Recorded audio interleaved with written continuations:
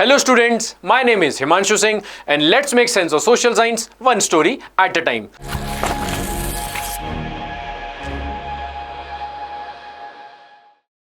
आज हम completely social science के एनसीईआरटी के चारों जो सब्जेक्ट है उसका सारे के सारी इमेजेस अपन कवर करने वाले हैं, जिसमें मैं एक एक इमेज को कवर करने वाला हूं, उनके किस किस तरीके से क्वेश्चन आ सकते हैं, सब सारे के सारे वेरिएशंस अपन करने वाले हैं। इस वीडियो को एंड तक देख लेना।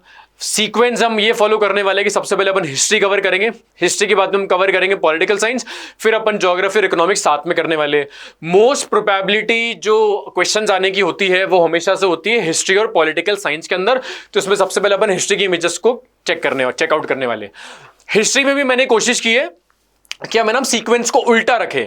जैसे सबसे पहले अपन कवर करेंगे प्रिंट कल्चर के बाद अपन कवर करेंगे मेकिंग ऑफ ग्लोबल वर्ल्ड, उसके बाद में अपन कवर करेंगे इंडिया, उसके बाद में अपन कवर करेंगे यूरोप, बिकॉज यूरोप आपने स्टार्ट से इतनी बार पढ़ लिया है कि उसकी इमेजेस याद हो जाती है।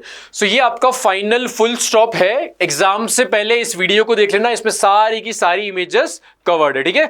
जो अनइंपॉर्टेंट भी है मैंने वो भी इसके अंदर रखी है, बिकॉज एनसीईआरटी का कोई मतलब बोर्ड का कोई भरोसा नहीं है। इंपॉर्टेंट वाली भी इसके अंदर सारी की सारी है, और मैं टाइप ऑफ क्वेश्चंस भी बता दूंगा कि कैसे क्वेश्चंस आने की प्रोबेबिलिटी होती है। अपन सबसे पहले इसको स्टार्ट करते हैं। सबसे पहले वील स्टार्ट विद हिस्ट्री, ठीक है।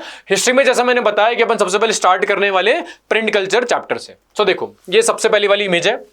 अब ये जो इमेज है ना, इसमें क्वेश्चन कैसे बन सकता है कि या तो मान लो डायरेक्टली इमेज दे दी है। अच्छा, स्टार्ट करने से पहले मैं बता देता हूं, जितनी भी अभी इमेजेस आने वाली है जिस भी सब्जेक्ट की, इन सबका जो है ना प्रिंटेड एक्सप्लेनेशन, अभी तो I will be writing here explain करने के लिए, इनका जो प्रिंटेड एक्सप्लेनेशन है आपको टेलीग्राम पे, अभी न्यू चैनल ही बनाया है मैंने टेलीग्राम पे, चैनल का नाम है सोशोडेन। इस चैनल पे आप मतलब इसको सर्च कर लेना। इसको सर्च करने के बाद में ये पूरी की पूरी पीपीटी या पीडीएफ आपको उसके अंदर मिल जाएगा, जिसमें सारे के सारे इमेजेस का प्रिंटेड एक्सप्लेनेशन है, ठीक है। यहाँ पर अभी अपन सोशोडेन नाम से आप चैनल सर्च कर सकते हैं टेलीग्राम पे। अपन सबसे पहले स्टार्ट करते हैं। अब देखो ये प्रिंट कल्चर का है। अब इसमें से कैसे क्वेश्चन बन सकते हैं? इसमें से क्वेश्चन बनने की प्रोबेबिलिटी कि मान लो कि यही इमेज दे दी और सबसे पहले पूछ लिया कि इसके अंदर जो बुक है वो बुक है ना आपकी कौन सी है, या फिर है ना उसके अंदर बुक का एक्सप्लेनेशन दे दिया और पूछ लिया कि बताओ वो बुक का नाम क्या है। जैसे कि मान लो आपने ये दे रखा है, डायरेक्टली इमेज दे रखी है और बताना है बुक का नाम क्या है। तो ये जो इमेज है ये है आपकी बुक जिसका नाम है डायमंड सूत्र। एक ये क्वेश्चन आ गया, ठीक है।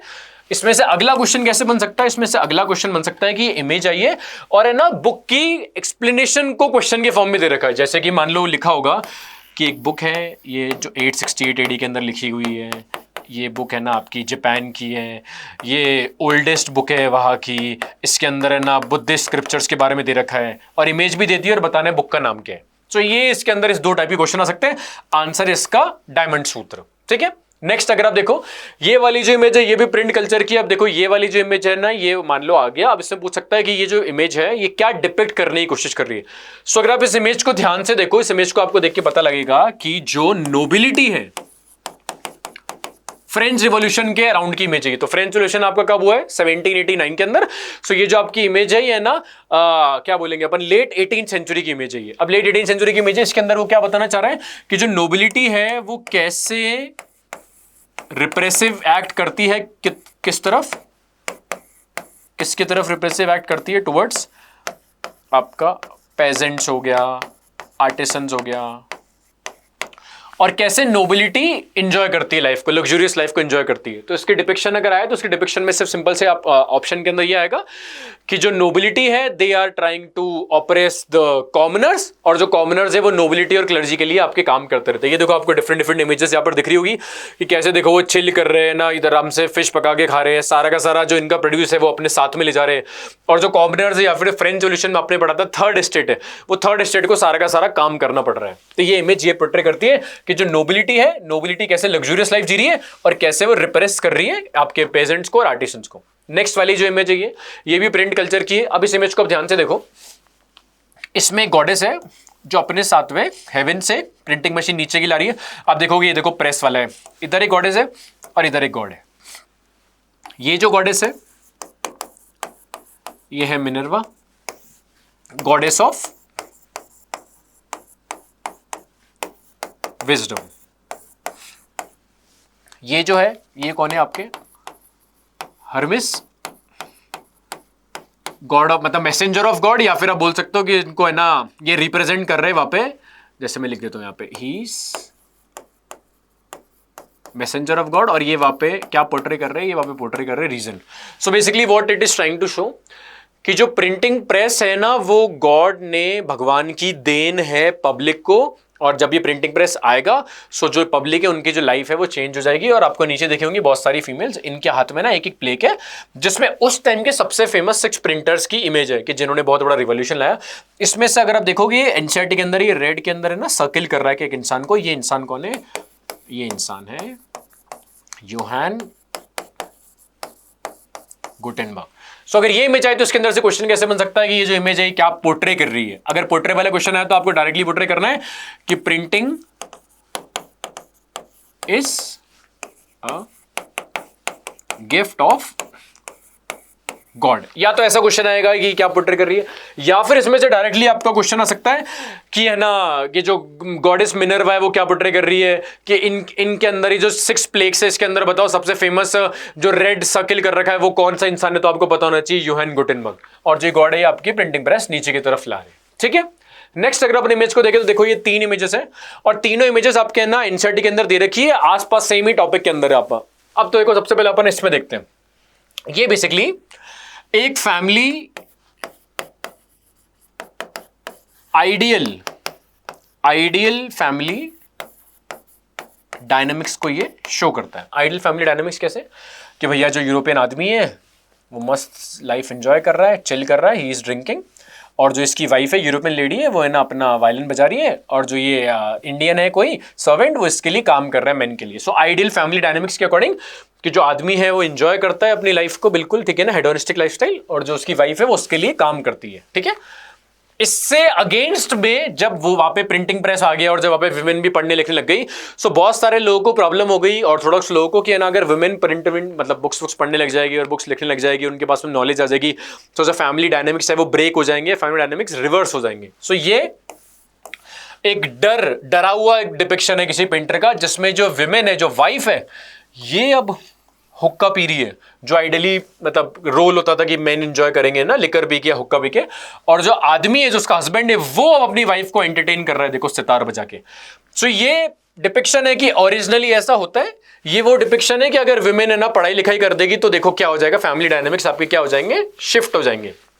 सो ये क्या शो करता है, ये शो करता है आपके उस टाइम की ऑर्थोडॉक्स सोसाइटी का फियर ऑफ प्रिंट। ये शो करता है कि उस टाइम लोगों को क्या डर लगने लगा था, चेंजिंग ऑफ फैमिली रोल्स, कि जो वाइफ है वो एंजॉय कर रही है और जो हस्बैंड है वो अब बेसिकली वाइफ को एंटरटेन कर रहा है। ये भी एक इमेज पेंटिंग है, इसका नाम है घोर काली, the end of the world. अब इस इमेज को आप ध्यान से देखो, हस्बैंड है, हस्बैंड के ऊपर जो उसकी वाइफ है वो पर्स्ड है, और एक पैरेट है, पैरेट डिपिक्शन कर रहा है कि बेसिकली ये वो तोता टाइप बन गया, जो उसकी वाइफ बोलेगी वो हस्बैंड को करना पड़ेगा।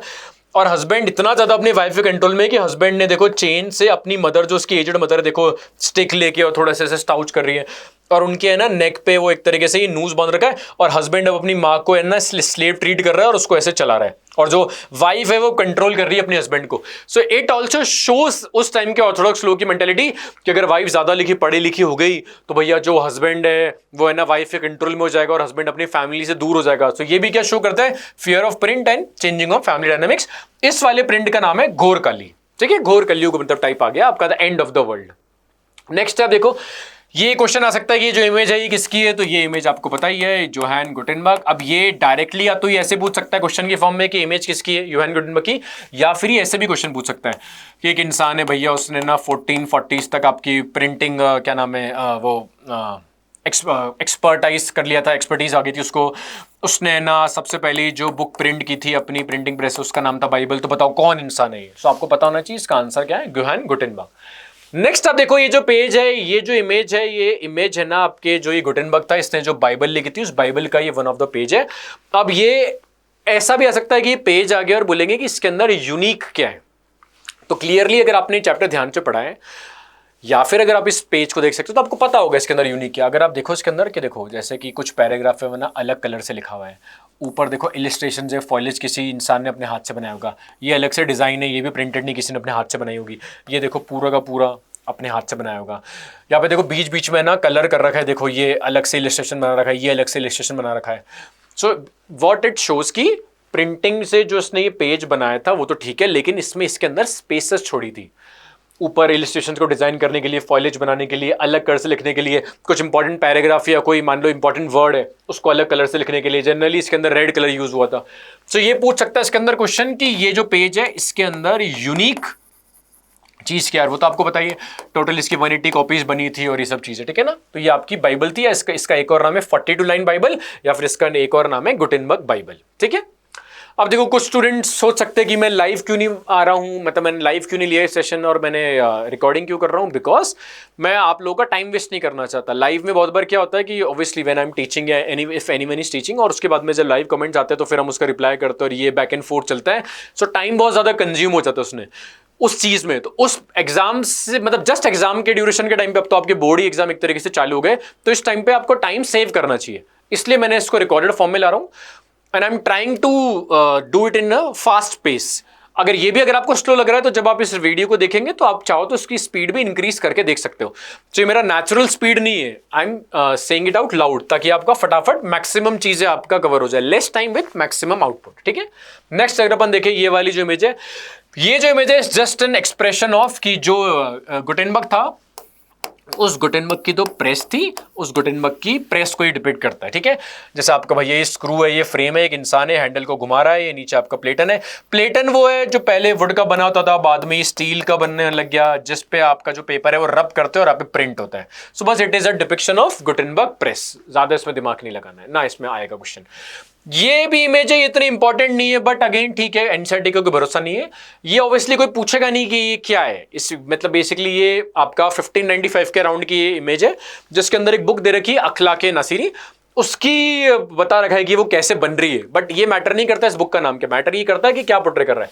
सो ये पोर्ट्रे कर रहा है बिफोर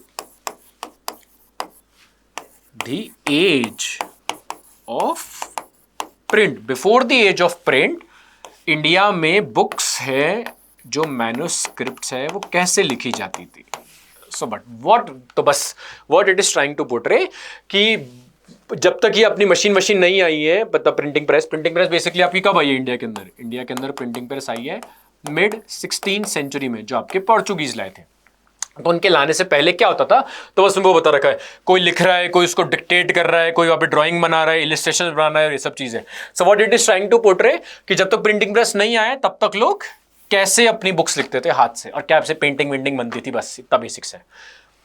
ये आप इमेज देखो, ये बेसिकली इमेज आपका है ना एक कैरिकेचर है। कैरिकेचर आपको पता है, caricature is form of a cartoon जिसमें you generally try to mock. अब इंडिया के अंदर प्रिंट के अंदर आपने पढ़ा है बहुत सारे कैरिकेचर्स बनते थे, ब्रिटिशर्स इंडियंस को मॉक करे, इंडियंस ब्रिटिशर्स को मॉक करे, ऑर्थोडॉक्स इंडियंस लिबरल इंडियंस को मॉक करे, लिबरल इंडियंस ऑर्थोडॉक्स इंडियंस को मॉक कर रहे, तो मॉक खेलते थे। ये जो आपकी इमेज है इसका नाम है इंडियन चरीवरी। अब basically what it is trying to portray कि एक ब्रिटिशर है, देखो कैरिकेचर में आपने देखा होगा ना कि पूरा शरीर बिल्कुल ऐसे छोटा सा बना देते और जो मुंह है वो ऐसा बड़ा सा बना देते, तो वो यहाँ पर देखो दिख रहा है कि एक ब्रिटिश ऑफिशियल है, अथॉरिटेटिव फिगर है, बैठा हुआ है, उसके आसपास इंडियंस है जो वही सब में से वो डोसाइल तरीके से चुपचाप भोले भाले मासूम बन के बैठे हुए, और जो ब्रिटिश ऑफिशियल है वो पॉइंट आउट कर रहा है एक बुक पे, इसका बुक का नाम है आपका ब्रिटिश पंच। अब पंच वॉज अ ब्रिटिश मैगजीन जिसमें है ना कैरिकेचर्स बनाते थे लंदन में। सो ये जो ब्रिटिश ऑफिसर है ये इंडियंस को बोल रहा है कि आप भी ब्रिटिश पंच वाली मैगजीन का है ना इंडियन वर्जन बनाओ। सो इसलिए इसका नाम दे रखा है इंडियन चरीवरी। और अब देखो इस डिपिक्शन को भी तो थोड़ा सा आउटडेटेड है, देखो Indian gods and goddesses portray कर रखे हैं, देखो लॉर्ड गणेशा को कैसे बना रखा है यहाँ पे। तो ये एक तरीके से आपका कैरिकेचर है, इसमें British official is trying to say to Indians कि आप भी ब्रिटिश पंच मैगजीन की तरह इंडियन वर्जन भी बनाओ। चरीवरी का एक्सप्लेनेशन आपकी बुक के अंदर नहीं दे रखा, बट मैं चरीवरी बता देता हूं। चरीवरी बेसिकली मीन्स होता है केओटिक या sort of a wild procession. जैसे कि मान लो शादी होती है मतलब पुराने टाइम में, अब तो इतना ज़्यादा चरीवरी होता नहीं है, मतलब नॉट इन लिटरल सेंस कि पुराने टाइम में जब है ना इंग्लैंड और आयरलैंड वायरलैंड में जब शादी वादी होती थी, या फिर मान लो कोई सेलिब्रेशन हो रहा है किसी चीज़ का, सो लोग है ना वो म्यूजिक और पॉम्प वॉम्प लेके है ना जाते थे सेलिब्रेट करने के लिए, वो जो प्रोसेशन निकालते थे उस प्रोसेशन को अपन बोलते चरीवरी, लाउड एंड केओटिक। सो ये कार्टून वैसा है, लाउड एंड केओटिक, जिसमें दे आर मॉकिंग। अब वो मोनार्क को मॉक कर सकते हैं, वो चर्च को मॉक कर सकते हैं, टू ईच हिज ओन। ठीक है, सो ये इंडियन चरीवरी आपका, जिसमें ब्रिटिशर इज ट्राइंग टू से कि आप भैया ऐसा कार्टून बनाओ। अब ये इसमें से क्वेश्चन आ सकता है कि what this Indian Charivari is trying to से।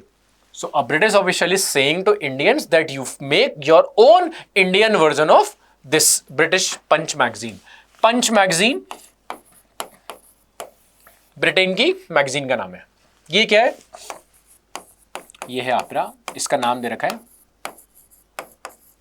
मकाबरी डांस। मकाबरी मतलब क्या होता है? Something which is horrid, horrifying, डरावना, है ना, अनएक्सपेक्टेड, डरावनी चीज। तो देखो यहां पर ध्यान से देखो, स्केलेटन स्केलेटन स्केलेटन, देखो इंसान इंसान इंसान। तो ये आपकी शॉप का गेट है, ये शॉप का फ्रंट है, इसमें ना बुक्स भैया बेची जा रही है। और अगर आप पीछे देखोगे सो आदमी ना वो प्रिंटिंग प्रेस अपना बुक्स प्रिंट कर रहा है। So what it is trying to say, it is showing the fear of, again it is showing the fear of print, कि जिन लोगों को बोल दिया मैं, जिन लोगों को प्रिंटिंग से प्रॉब्लम थी, वो अलग अलग कार्टून, अलग अलग वर्जन्स बना के, अलग अलग कैरिकेचर्स बना के लोगों को डराते थे, है ना। तो उसमें से कि डराने के लिए ये प्रिंट। अब इसमें वो क्या डरा रहे हैं? इसमें वो डरा रहे हैं कि देखो मरे हुए लोग, स्केलेटन्स लोगों को, जिंदा लोगों को कन्विंस करके, देखो जो भी बोल रहे हैं, जो भी ब्रेन वॉशिंग कर रहे हैं, वो लोग छाप रहे हैं और फिर वो छाप के बाहर आ रहा है। तो जो भी मार्केट के अंदर बुक्स आ रही है, इसका मतलब ये नहीं कि वो सही है। जो डेड पीपल है, अब ऑब्वियसली रियल लाइफ में कोई डेड पीपल एज इन नहीं कर रहे, बट ये वो पोर्ट्रे करने की उस सेंस में कि देखो जो वो है ना, कि जो मरे हुए लोग हैं वो जिंदा लोगों को फोर्स कर रहे हैं और ब्रेन वॉश कर रहे हैं कुछ भी प्रिंट करने के लिए। तो प्लीज अब बुक्स पढ़ते वक्त थोड़ा सा एप्रीहेंसिव रहे। ऐसा नहीं कि जो बुक्स में लिखा हुआ है उसको सीरियसली मान ले, बिकॉज हो सकता है कि जिस इंसान ने छापा है उसने अपने होशो आवाज में नहीं छापा, उसने डर के मारे छापा। सो इसका ना पेंटिंग का नाम दे रखा है मकाबरे डांस, की मतलब डांस ऑफ द स्केलेटन्स, कि जो मरे हुए लोग हैं वो डरा रहे, धमका रहे और भैया आपसे प्रिंट करवा रहे। तो it is also caricature, it is also caricature. Macabre मतलब मैं बता चुका हूं, समथिंग विच इज हॉरिफाइंग या डरावनी कोई चीज। ठीक है, नेक्स्ट अब देखो ये दोनों, ये है आपकी इमेज, ये इमेज है आपकी त्रिपिटक कोरियाना। तो या तो वन के कोई क्वेश्चन क्या आ जाएगा डायरेक्टली कि बताओ ये कौन सी बुक है, तो त्रिपिटक कोरियाना। फिर आ जाएगा बताओ ये कौन सी है बुक, तो ये भी आपको पता है, ये बुक है आपकी कौन सी, ये बुक है आपकी जिगजी। ठीक है, अब इसमें से दूसरे टाइप का क्वेश्चन कैसा आ सकता है? दूसरा टाइप का क्वेश्चन आ सकता है कि इमेज आ गई, बट उस इमेज के अंदर है ना क्वेश्चन के फॉर्म में कुछ डिटेल्स दे रखी है बुक की और आपको आइडेंटिफाई करना है। तो जैसे इसमें एक और क्वेश्चन कैसा आ सकता है? इसमें ऐसा आ सकता है कि बताओ एक ऐसी बुक है जो है ना, मतलब ये जिसके अंदर बुद्धिस्ट स्क्रिप्चर्स हैं, जिसको है ना यूनेस्को ने मेमोरी ऑफ वर्ल्ड रजिस्टर में ऐड कर दिया था 2007 में, और इसके अंदर है ना 80,000 वुड ब्लॉक्स है। तो बताओ वो कौन सी बुक है? तो एक तो ऐसा क्वेश्चन आ जाएगा कि डायरेक्टली बताओ कौन सी बुक है, या फिर डिस्क्रिप्शन आ जाएगा और बताओ कौन सी बुक है। तो बुक का नाम है त्रिपिटक कोरियाना। ठीक है, नेक्स्ट वाली बुक कौन सी आपकी जिगजी, तो वो या तो डायरेक्टली इमेज आएगी और बोल देंगे बताओ कौन सी बुक है, तो आपको बताइए जिगजी, या फिर अगेन ये क्वेश्चन के फॉर्म में भी आ सकता है। जैसे एक ऐसी बुक जो है ना ओल्डेस्ट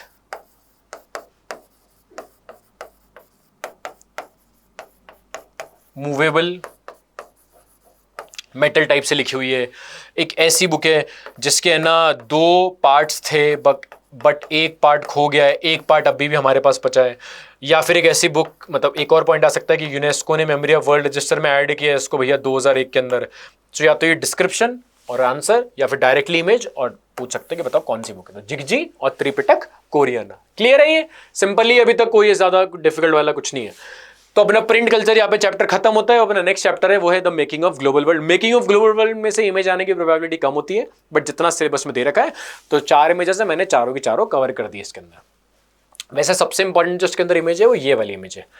अभी क्या पोर्ट्रे करने की कोशिश कर रहा है? तो ये पोर्ट्रे की कोशिश कर रहा है कि the great Irish potato famine जो हुआ था। अब इससे रिलेटेड भी क्वेश्चन आ सकता है कि यहाँ पर है ना 1 मिलियन लोगों की, भैया 1 मिलियन लोगों की डेथ हो गई थी 1845 से लेके 1849 के बीच में हुआ था। सो यहाँ पे क्या हो रहा है कि बेसिकली ग्राउंड के अंदर जो खराब पोटैटो है वो गाड़ा हुआ है और लोग है ना वो खराब वाले पोटैटो को बाहर निकालने की कोशिश कर रहे हैं। तो ये आयरलैंड की फेमिन की डिपिक्शन है। ये जो इमेज है वो इमेज क्या बेसिकली कि आपका जो वो था मार्को पोलो आपको याद होगा, मार्को पोलो 1295 भैया, ये वुड ब्लॉक प्रिंटिंग चाइना से सीख कर गया, चाइना से सीख के इटली में लाया और वो सब चीज़ें। सो यहाँ पे मार्को पोलो की बुक थी, मतलब वैसी मार्को पोलो ने नहीं लिखी थी, मार्को पोलो की डेथ के बाद में लिखी गई थी। उसके बुक का नाम है बुक ऑफ मार्वल्स। इस वाली बुक का डिपिक्शन की एक इमेज दे रखा है कि कैसे देखो वेस्टर्न लोग और ईस्टर्न लोग है ना आपस में क्या कर रहे हैं, चीजों का एक्सचेंज कर रहे हैं। जैसे देखो ये ईस्टर्न पोर्ट्रेल, मतलब ये आपका वेस्टर्न पोर्ट्रेल है, ये आपका ईस्टर्न पोर्ट्रेल है, वो उनको सामान दे रहा है, वो उनको सामान दे रहा है। अब जो आपके वेस्ट थे, वेस्ट के लोग, मतलब मान लो कि आपका स्पेन, पोर्चुगल, ब्रिटेन और ये वो, इनके लिए जो ईस्ट एशिया वाला पार्ट था, इसको ये बोलते थे ओरिएंट। ठीक है, आपने कभी सुना भी होगा ओरिएंट एक्सप्रेस, या फिर आपने सुना भी होगा ओरिएंटलिज्म। सो ओरिएंट मतलब ये जो अपने इंडिया और ये नो अफगानिस्तान, पाकिस्तान और नेपाल, और मतलब ये वाला पार्ट पूरा ओरिएंट, या फिर ये अरेबिया वाला पार्ट। तो उसमें एनसीईआरटी में डिपिक्शन में दे रखा है कि मार्को पोलो की बुक ऑफ मार्वल्स के अंदर बता रखा है कि जैसे कैसे लोगों के बीच में एक्सचेंज हो रहा है, ठीक है, सामान उधर उधर। बुक ऑफ मार्वल्स मतलब नाम याद रखना, book of Marvels Marco Polo की। ये आपकी दो डिपिक्शन है। ये डिपिक्शन है आपका 8th सेंचुरी का, ये डिपिक्शन है आपका 9th सेंचुरी का। ये डिपिक्शन है चाइना के अंदर एक केव पेंटिंग है, उस केव पेंटिंग में बता रखा है कि कैसे ट्रेड हो रहा है सिल्क रूट के थ्रू। तो मान लो अगर ये इमेज आई, मतलब बहुत लेस प्रोबेबिलिटी, पर मान लो अगर आई तो it shows the exchange of goods and trade through the silk route नहीं सिल्क रूट। ये क्या डिपिक्शन है? अब इसमें देखो बहुत सारी चीजें हो रही है, बट आप इसमें ध्यान से देखो, इसमें सबसे मेन इंपॉर्टेंट है और जो डिस्क्रिप्शन भी दे रखा है कि 9th सेंचुरी की है ना, ये एक वॉल के अंदर एक क्या नाम है इंस्क्रिप्शन है, मतलब डिजाइनिंग है, उसके अंदर बता रखा है कि देखो शिप बनी हुई है और शिप के थ्रू है ना इंडियंस आर ट्रेडिंग, मतलब वो किसी दूर जगह पे जा रहे हैं। So around 9th 10th century India के अंदर जगह जगह पे ना स्टोन वॉल्स के अंदर है ना डिपिक्शंस होने लग गए थे, जिसमें बोट्स और शिप्स बनी होती थी कि इट शोज कि इंडिया पहले से क्या कर रहा था, सी फेयर कम्युनिटी, और इंडिया वो मतलब इंडियंस वर ट्रैवलिंग। सो ये 8th सेंचुरी का डिपिक्शन है, ये 9th सेंचुरी का डिपिक्शन है, ठीक है। इसी के साथ ही अपना ये वाला चैप्टर कंप्लीट होता है। अब अपन नेक्स्ट चैप्टर स्टार्ट करते हैं अपना इंडिया वाला चैप्टर। इंडिया वाले चैप्टर में देखो, ये मैंने ये भी पीछे से थोड़ा चालू किया है। ये वाली इमेज आपको दिख रही होगी, तो ये वाली इमेज, पहली बात है इसमें से बहुत सारे क्वेश्चन बन सकते हैं। पहली बात है कि किसने बनाई इमेज, तो ये पेंटिंग आपकी बनाई है अबन इंद्रनाथ टैगोर ने, पहला क्वेश्चन। दूसरा, कौन है भैया ये, क्या पोर्ट्रे कर रहे हैं ये इस इमेज के अंदर, तो ये पोर्ट्रे कर रहे हैं आपके भारत माता। अब ये भारत माता इसमें कैसे है, एज इन की वॉरियर लाइक है तो नहीं, she is like ascetic figure, something which is divine, ठीक है ना, जिन्होंने मोह माया त्याग दिया है, एब्सटेन कर दिया लाइफ को। Now what she is trying to do, so she is dispensing मतलब गिव अवे एक तरीके से, मतलब है ना sort of a service. So she is dispensing food, knowledge और क्या नाम है आपके cloth. So she is dispensing, आपका फूड हो गया, ठीक है, क्लॉथ हो गया और नॉलेज हो गया। अब ये जो एस्थेटिक फिगर है, मतलब कि सब कुछ एब्सटेन कर लिया और वो सन्यासी टाइप के लाइफ, तो वो इनके हाथ में जो माला है वो ये पोर्ट्रे करती है, ठीक है। देखो इनकी, आप वो भी देखो पीछे देखो, वो शैडो टाइप बना हुआ है और ऑरेंज कलर के आपके सैफरन कलर के पेन रखे। सो ये अलग टाइप की भारत माता है।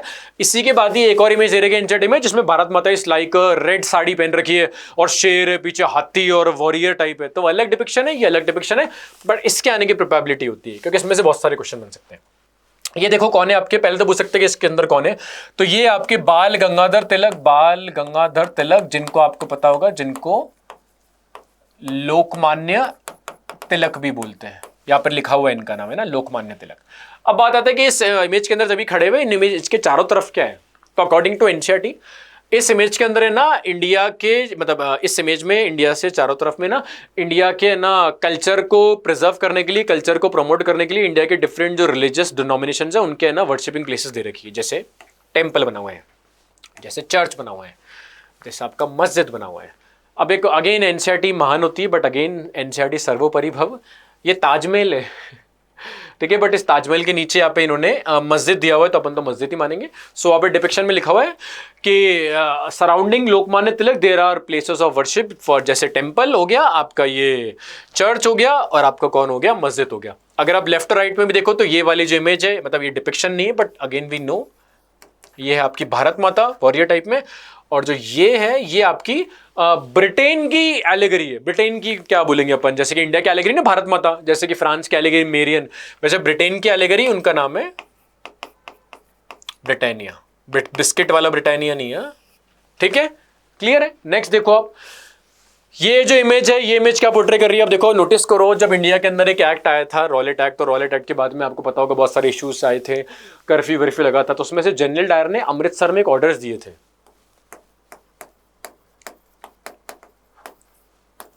Crawling orders. तो क्रॉलिंग ऑर्डर्स डिपिक्ट कर रहे हैं कि देखो ब्रिटिश मतलब आपके सोल्जर्स खड़े हुए और जो इंडियन है देखो यहाँ पे, और उसको है ना जमीन पे क्रॉल करवा रहे हैं। तो ये अराउंड वो रॉलेट एक्ट के टाइम का पीरियड है जिसमें वो क्रॉलिंग ऑर्डर्स शो कर रहे हैं। ये जो इमेज है ये क्या है, ये इमेज है, ये आपकी दे रखी है इस इंसिडेंट की, चौरी चौरा जो आपका हुआ था 1922 में यूपी में, ठीक है, गोरखपुर में, जिसमें 20 to 23 पुलिसमैन की डेथ हो गई थी और जिसके कारण आपकी गांधी जी ने अब्रप्टली नॉन कॉपरेशन मूवमेंट को बंद कर दिया था। तो ये वो वाला डिपिक्शन है चौरी चौरा वाला, ठीक है। नेक्स्ट, ये जो इमेज है, ये इमेज है गांधी जी की डांडी मार्च की, जिसमें वो अपने साबरमती आश्रम से निकले थे स्टार्ट में 78 वॉलंटियर्स के साथ में, फिर हज़ारों लोग जुड़ गए थे, तो ये उसकी डिपिक्शन है। ये वाला भी इंपॉर्टेंट है, इसमें वो पूछ सकता है कि बताओ गांधी जी और जवाहरलाल नेहरू के साथ में कौन है। तो गांधी जी और जवाहरलाल नेहरू के साथ में जो तीसरे वाले कैरेक्टर है, ये इंडिया के फर्स्ट एजुकेशन मिनिस्टर भी बने थे। इन्होंने ही गांधी जी को मोहम्मद अली और शौकत अली से मिलाया था, वो दोनों जो खिलाफत कमेटी वाले थे, तो ही वॉज द मीडिएटर। इनका नाम है Maulana Abul Kalam Azad. I think he is the one, जितना मुझे याद है कि इनका बर्थ भी शायद मक्का के अंदर हुआ था, सऊदी अरेबिया में, चेक करना है इसको ऐसे, ठीक है। तो ये इमेज हो गई। नेक्स्ट इसके अंदर दे रखा है, अच्छा ये रैंडम डिपिक्शंस है एनसीईआरटी के अंदर, मैं बता देता हूँ। ये वाला जो डिपिक्शन है और जो ये वाला डिपिक्शन है, ये वाला डिपिक्शन थोड़ा सा अर्ली स्टेज का दे रखा है 1920s का, ये वाला डिपिक्शन है वो 1940s का दे रखा है। दोनों ही डिपिक्शन है अबाउट विमेन पार्टिसिपेशन, कि ओल्ड वुमेन और वो माएँ अपने बच्चों के साथ में देखो गोदी में ले जा रही है और वो सब चीज़ें, तो ये वुमेन डिपिक्शन की इमेज है।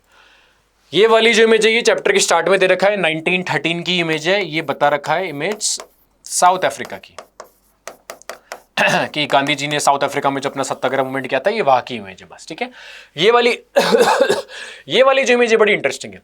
पहली बात, इसके अंदर क्या क्या पोर्ट्रे हो रहा है, तो ये देखो, एक इंसान, मतलब कुछ लोग खादी के डिपिक्शन में इंस्ट्रूमेंट कैरी कर रहे हैं, एक इंसान भैया खिलाफत मूवमेंट में टर्की को सपोर्ट करने के लिए अपना वो फ्लैग ले जा रहा है और बाकी सारे लोग खड़े हुए। तो ये जो आपका है ये इमेज है नॉन कॉपरेशन मूवमेंट की, कि नॉन कॉपरेशन पे कैसे गांधी जी हैं, उन्होंने इंडियंस को बोला कि आप बॉयकॉट करो ब्रिटिशर्स की चीज़ें और जो आपके इंडिया के इंडिजिनस चीज़ें वो प्रमोट करो, तो इसलिए दे आर कैरिंग खादी। और ऑल्सो एनसीएम शोज के एनसीएम के अंदर ही गांधी जी ने, याद है ना, मर्ज कर दिया था खिलाफत मूवमेंट को, तो उसका देखो पोर्ट्रेल एक्चुअल में दे रखा है कि वो फ्लैग अपने साथ में कैरी करवा रहे हैं, ठीक है, सिंपल सी बात है।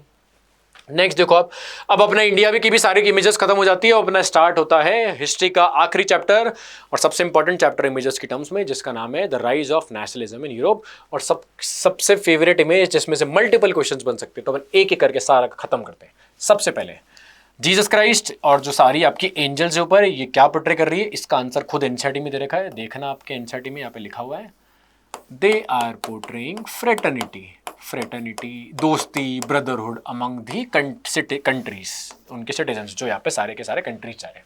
फिर और क्या है, तो ये है भैया आपकी स्टैच्यू ऑफ लिबर्टी, जिनका जो लेफ्ट हैंड है उसमें है द टॉर्च ऑफ एनलाइटनमेंट, जिससे आपके इग्नोरेंस खत्म हो जाएगा, और जो उनका राइट हैंड है उसमें charter of rights of man, ठीक है।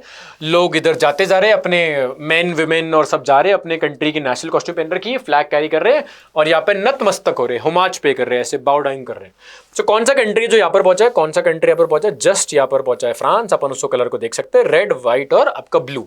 और ये इमेज बनी है, मजेदार बात है, ये इमेज बनी है 1848 में, और 1848 के अंदर ही फ्रांस अभी अभी क्या बना है, रिपब्लिक। सबको याद होगा फ्रांस बना है रिपब्लिक, लुई फिलिप है, लुई फिलिप भाग गया है, और यहाँ पर आपका वही इसका नाम है February revolution of 1848, Louis Philippe भाग गया है और फ्रांस अभी फिर से रिपब्लिक बना है। नेपोलियन III को यहाँ पर इन्होंने प्रेसिडेंट बनाया था, ठीक है। इमेज किसने बनाई है, इमेज बनाई है, बनाने वाले का नाम है फ्रेडरिक सोरियो। सिर्फ ये वाली इमेज का क्या नाम है, तो सिर्फ जो ये वाली इमेज है उसका नाम है the pact between nations. But ये जो इमेज है वो इन टर्न किन 4 प्रिंट्स इमेज का पार्ट है, तो इस जिस आदमी ने 4 प्रिंट बनाए थे उस पूरे का नाम है the dream of world wide democratic and social republic. उसमें से ये वाली पेंटिंग का नाम है the pact between nations. Please गलती मत करना भैया। अब कौन से 2 कंट्रीज क्रॉस कर चुके, तो बहुत दूर देखो यूएसए इधर से घूम के और यहाँ पर स्विट्जरलैंड आपके क्रॉस कर चुके हैं। स्विट्जरलैंड ऑलरेडी नेशन बन गया है, 1815 में। यूएसए आपका जब यूएसए बना 1783 में बन गया है। जस्ट यहाँ पर अभी कौन पहुंचा है 1848, पेंटिंग में बनी 1848 में, तो मतलब जस्ट अभी फ्रांस इस पेंटर के अकॉर्डिंग वो भी नेशन बना है। पीछे भैया आपका जर्मनी आ रहा है, फिर आपका इटली आ रहा है और बहुत सारे रैंडम कंट्रीज है, ऑस्ट्रिया और ये सब चीज़ें, ठीक है ना। अब मजेदार बात ये कि जब ये पेंटिंग बनी है तब जर्मनी नेशन नहीं बना है। Germany as a nation will be formed in 1871। इसलिए इस पेंटिंग के डिपिक्शन को बोलते हैं इट इज अ यूटोपिया। तो यूटोपिया मतलब क्या होता है, something which is too idealistic to be true, ठीक है ना, something which is too good to be true, कि वो इतना आइडियलिस्टिक है कि भैया वो सच होने की उसकी प्रोबेबिलिटी बिल्कुल नेग्लिजिबल है, उसको अपन बोलते हैं utopia. So it is a utopian vision because इसने इस पेंटिंग के अंदर पोर्ट्रे किया डेमोक्रेटिक एंड सोशल रिपब्लिक, जबकि सारे के सारे कंट्री कोई डेमोक्रेटिक और सोशल रिपब्लिक्स नहीं बने इस टाइम तक जब इसने पेंटिंग बनाई है। फिर अब और इस इमेज में देखो क्या क्या चीजें देखने को मिलती है। तो यहाँ पे देखो फोरग्राउंड में, फोरग्राउंड मतलब होता है आगे, बैकग्राउंड मतलब होता है पीछे। तो इस फोरग्राउंड में देखो रुइंस पड़े हुए हैं, ठीक है ना, मतलब चीजें टूटी फूटी पड़ी हुई है, आपके सेप्टर पड़ा हुआ है, क्राउन वन पड़ा हुआ है। ये क्या पोर्ट्रे करता है, so it पोर्ट्रेस the fall of absolutist institutions. Absolutist institutions क्या होते हैं, बेसिकली ऐसे इंस्टीट्यूशंस जिनके पास में ना एब्सोल्यूट पावर होती है, जो जनरली पब्लिक को ऑप्रेस करते हैं। हिस्टोरिकली जितने भी मोनार्कीज होते हैं उनको अपन एब्सोल्यूटिस्ट बोलते हैं, बिकॉज वो मिलिटराइज होते हैं, सेंट्रलाइज होते हैं और ऑपरेसिव होते हैं टुवर्ड्स देयर सिटीजन्स। तो बेसिकली मोनार्की खत्म हो चुकी है, सारे लोग आज़ाद हो चुके हैं, इंडिपेंडेंट हो चुके हैं, और देखो सब लोग जा रहे हैं, इसलिए तो ये यूटोपिया है। और देखो क्या पोर्ट्रे कर रही है, तो ट्रेन बना के जा रहे हैं, मैन और वुमेन जा रहे हैं यहाँ पे, जबकि वुमेन के उस टाइम पे राइट्स भी नहीं थे, ठीक है ना। आपको ही बताया फ्रांस के अंदर वुमेन के यहाँ से वोटिंग राइट्स 1946 के अंदर है। ये आपकी स्टैच्यू ऑफ लिबर्टी है, ठीक है ना, ये आपके फ्लैग्स है, ये ऊपर आपके जीसस क्राइस्ट और एंजल्स है। ये क्या रिप्रेजेंट करते हैं, fraternity among the Nations. Foreground के अंदर ये कौन से 2 कंट्रीज क्रॉस कर चुके हैं, यूएसए क्रॉस कर चुका है, स्विट्जरलैंड क्रॉस कर चुका है, फ्रांस जस्ट पहुंचा है बिकॉज 1848 के अंदर ही फ्रांस रिपब्लिक बना है। तो ये बहुत इंपॉर्टेंट इमेज है। आई एम श्योर ये समझ में आ गई होगी, ठीक है। आगे बढ़ते, ये वाली 2 और इमेज देखो। सो ये बेसिकली कौन है, ये आपकी जर्मनी की एलेगरी है। सो ये एक इमेज है, इसमें जर्मनिया, क्या बोल रहा हूं, इसमें ये देखो, इसमें जर्मनिया इज प्रोटेक्टिंग द राइन। आपको याद होगा आपने 9 में पढ़ा था, जर्मनी का एक रीजन है राइनलैंड, रिसोर्स रिच रीजन है। तो उसमें जो जर्मनी की एलेगरी है जर्मेनिया, ये देखो अपने स्वॉर्ड वॉर्ड लेके, और ये ना राइनलैंड को आपके प्रोटेक्ट कर रही है। बस तो ये है, इसमें नहीं, मतलब क्वेश्चन इसके अंदर आया भी तो ये आएगा कि what it is trying to portray. So this painting is trying to portray that the allegory Germania is protecting the German resource rich area which is called Rhineland, ठीक है। ये वाली जो इमेज है, ये बहुत बार स्टूडेंट्स गड़बड़ कर देते हैं, क्योंकि क्या देखने से ये कुछ अलग ही चीज लगती है, बट ये देखो अलग क्या लगती है। यहाँ पे देखो सारे के सारे ब्रिटिशर्स यहाँ पे रूल करते थे, उनकी कॉलोनीज के डिपिक्शंस है। देखो यहाँ पे चाइनीज है, यहाँ पे आपके अफ्रीकन्स है, यहाँ पे आपके एशियंस है, देखो हाथी है, पेड़ मतलब पिकॉक है आपका, ये क्या नाम है इसका, ये शेर बैठा हुआ है, टाइगर बैठा हुआ है, इसमें आपके नेटिव अमेरिकन्स है, ये सब चीज़ें। सो ये पोर्ट्रे का करना चाहती, क्या ये पोर्ट्रे करना चाहती है कि ब्रिटिशर्स देखो कितनी सारी कॉलोनीज पे रूल कर रहे हैं। फिर देखो यहाँ पे बीच में मैंने पहले भी बताया था, ये जो फिगर है ये ब्रिटेन की एलेगरी है, इसका नाम है Britannia. Now what she is showing that she is sitting on the world, और ये कंट्रोल कर रही है। फिर आप देखो इस पेंटिंग को देखोगे तो देखो ऊपर और भी इमेजेस है, वहाँ पे लिखा हुआ है फ्रीडम, वहाँ पे लिखा हुआ है फ्रेटर्निटी, और वहाँ पे लिखा हुआ है फेडरेशन। तो ये देखो हिपोक्रेसी समझ में आ गई ना, कि ब्रिटिशर्स जिसने पूरी दुनिया को ऑलमोस्ट रूल किया है, और उन्हीं की डिपिक्शन के लिए ऊपर लिखा हुआ है फ्रीडम, फ्रेटर्निटी और फेडरेशन। तो इट्स लाइक सेइंग कि ब्रिटेन ने देखो इंडिया से फ्रेटर्निटी की और इंडिया को आराम से प्यार मोहब्बत से रूल किया। ऐसा तो मतलब नहीं हो सकता ना, या फिर इंडिया क्या किसी भी कंट्री की अगर अपन बात कर ले तो इसके अंदर कोई बोल सकता है कि इस पेंटिंग का मतलब है कि आपके ना ब्रिटिशर्स के सारे सी रूट्स दे रखे हैं उनकी रॉयल नेवी के, तो नहीं, ये डिपिक्ट नहीं करता। ये सिंपली क्या डिपिक्ट करता है, इट शोज द ग्रेटनेस या फिर पावर ऑफ ब्रिटिश एम्पायर, ठीक है ना। तो मतलब ये एक पॉपुलर पेंटिंग है, पॉपुलर प्रोपेगेंडा इमेज है, जिसमें वो ग्लोरीफाई कर रहे ब्रिटिश एम्पायर की पावर को, और जिसमें वो बता रहे कि देखो ब्रिटिशर्स ने ये सारी की सारी कॉलोनीज पे रूल किया है, और देखो दुनिया है, उन दुनिया पे बैठी हुई है Britannia, Britannia is portraying the British empire. So it shows the power and influence of या फिर greatness of British empire, unlike जो बहुत लोगों को लगता है कि ये सी रूट्स बता रहा है या ये सब चीजें कर रहा है। तो इसमें क्वेश्चन मजेदार तरीके से आ सकता है कि ये क्या उल्टी चीज शो कर रहे हैं। तो एक तरफ दे आर प्रमोटिंग कॉलोनियलिज्म और दूसरी तरफ they are talking about fraternity and freedom. तो कॉलोनियलिज्म और फ्रेटर्निटी फ्रीडम मतलब अजीब सी बात हो गई ना। तो इट शोज द ग्रेटनेस या फिर इन्फ्लुएंस या फिर power of the British empire, ठीक है। नेक्स्ट अपन इमेज देखो, वही आपको याद है, जर्मेनिया, जर्मेनिया प्रोटेक्टिंग द राइन। ये अब इसका नाम है द फॉलन जर्मेनिया। अभी एक आर्टिस्ट ने भैया पेंटिंग बनाई होगी जिसमें आपके जो जर्मनी है वो, हाँ मतलब जर्मनी हार वार गया होगा, तो देखो इसके जो स्वॉर्ड है और क्राउन है ये सब पड़ा हुआ है।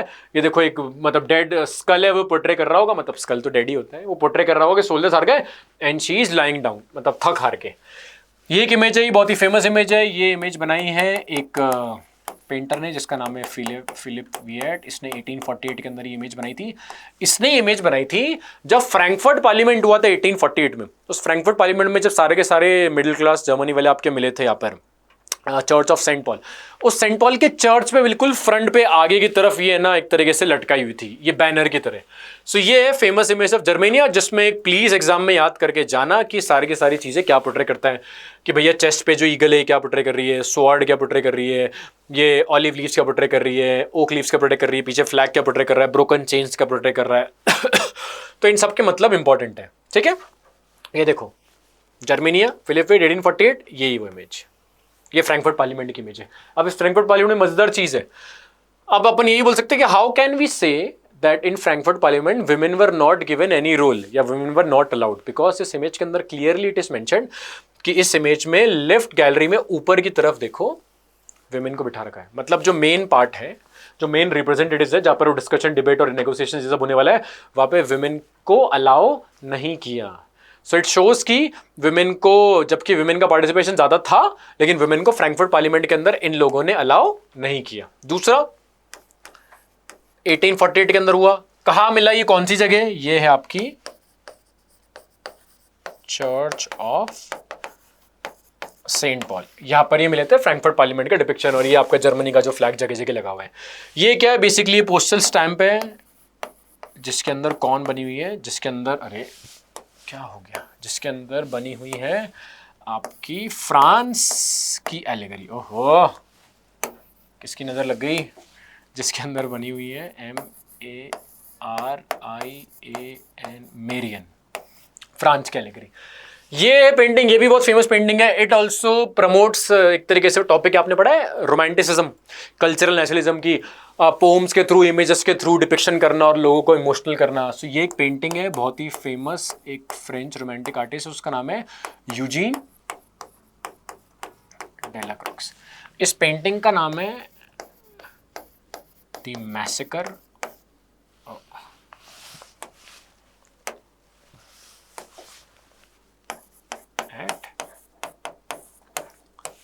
सो देखो मैंने क्या बोला, ये रोमांटिक पेंटिंग है। अब रोमांटिक, इसमें भी ये क्वेश्चन आ सकता है कि मान लो इमेज आई और चार चीज़ें लिखी हुई और बता रखा है कि बताओ इसके थ्रू कौन से फिलॉसफी वो पोर्ट्रे कर रहे हैं।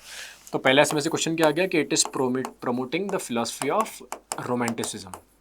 दूसरा सकता है ये कौन सी जगह, तो ये जगह है भैया कियोस। तीसरा क्या है, तो इसका तीसरा है इसके अंदर कि ये ऑटोमन एम्पायर के सोल्जर्स है, और ऑटोमन एम्पायर के सोल्जर्स ने ना कियोस नाम का एक आइलैंड है ग्रीस के पास में, वहाँ पे अटैक किया, 20,000 लोगों को मार दिया।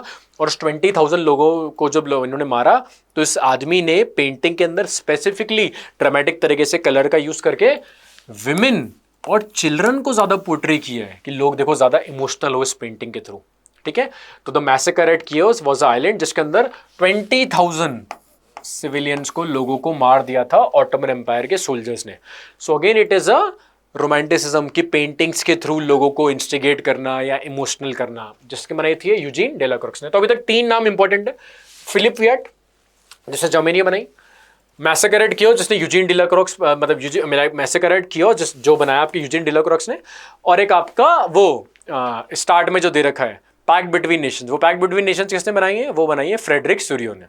ठीक है, नेक्स्ट अगर अपन देखें ये तीनों इमेजेस को देखो आप, ये एक कैरी कैचर है जिसमें ऑटो वॉन बिस्मार्क को आप देखो ध्यान से, तो ऑटो वॉन बिस्मार्क ने एक विप पकड़ रखा है ना, वो ऐसे छड़ी नहीं होती, ऐसे जूम में यूज होती है, या पुराने टाइम पे जो हंटर वंटर यूज करते थे। और ये आपका जो ये लोग दिख रहे हैं, देखो ये आदमी अपना मुंह छुपाने की कोशिश कर रहा है, बाकी सब ऑलरेडी फास्ट है तो वो अपना मुंह छुपा लिया है।